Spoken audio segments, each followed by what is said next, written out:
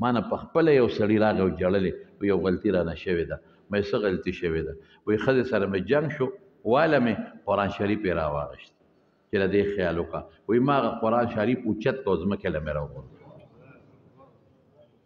دومره بدماش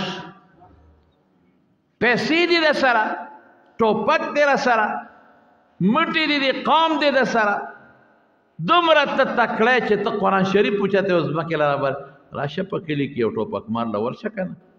وایي یاره جو ډېر غوسه وم. مې غوسه نه مست دی، دې ته غوسه نه وایي چې زه غوسه وم. په ښځه ورځې نو غوسه، په قرآن شریف ورځې نو غوسه، په اسلام ورځې اسلام ته کنځل کې نو غوسه. په خدای یقین وکړه چې الله تم بعضې خلکو کنځل کړي. قسم مې راته وخور په دې جومات کې درته ناست جی غوسه وم. مې ته راشه که نه کلي کې یو ټوپک والا ملګری دی هغه ته مخامخ ته کنځل وکړه چې دا مازدیګر دی وایي دا بوتاړ دی وایي او که نه ده که نه راشه زه یو کس ته بوځم تا ورته مخامخ ودرېږه یو دوه خبرې خو وکړه دوک به ناست دی لاندې سر به دې ښکته نیولي.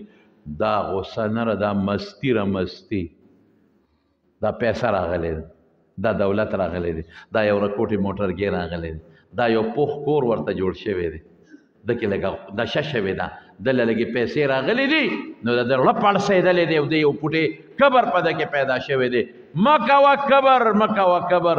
زما د قسم په خدای الله هغه ذات دی چې نمرود غوندې کافرې د یو ماشي په ذریعه کم ځای ته ورسوه.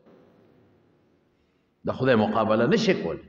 ان بطش ربک لشدید، د خدای پکړ ډېر سخت دی که الله راونیول. اوس به دې بچي راونیسي، اوس به تا راونیسي، اوس به دې رونه راونیسي، هر څه به د ریز مریض کې بیا به چغې وی. په خدای مې د قسم یې که د فریاد د اورېدو دې څوک وي که څوک دله بیا مړي او جبدیل هم نږدې راغی داسې به دې خدای راونیسي. ته د خدای مقابله مه کوه. دا څه کوې؟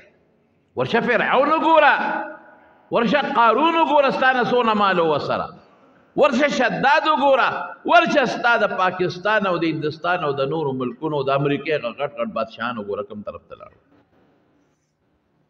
د یو ماشي مقابله د خدای ته نشي کولی، ډینګي ماشي.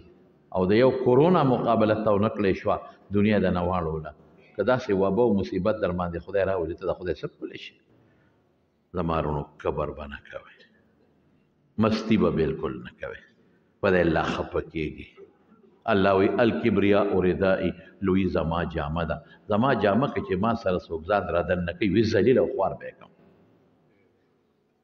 مه وایئ چې دا داسې خدای ته کنځل او پیغمبر پورې ټوکې اسلام پسې کنځل او قرآن پسې. دا مه کوه، مه کوه. د خدای نه ویرېږه، الله ته هر وخت کې رانیوي شي.